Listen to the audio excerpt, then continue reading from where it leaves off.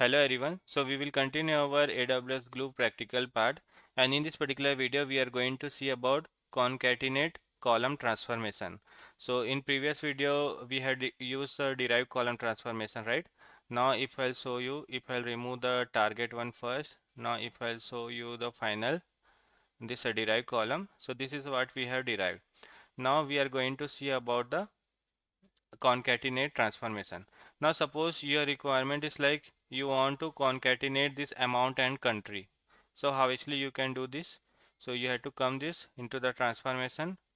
You have to come into the you have to select the concatenate transformation, this one.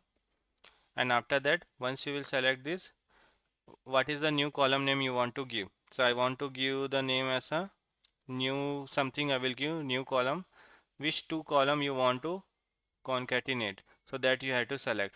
So suppose order ID and the load date I want to concatenate, so I will select this order ID and the concatenate.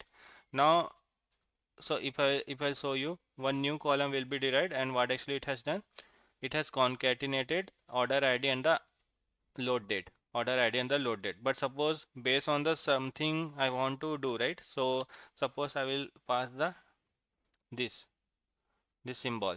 Now in this case what will happen? You can see first it is coming order ID, then dash, then the load date we can see. Similarly, if you want to make it slash, right? Now what will happen? Based on the slash, actually it will concatenate. So if your requirement is like you want to concatenate multiple columns, right? So that's how actually you can do it. Now suppose you have to create a key hash or something where multiple concatenate you want to do based on the space, right? You can do it. So if I'll show you, now suppose you want to create a key hash and the value hash. Generally we use in a SCDs, right?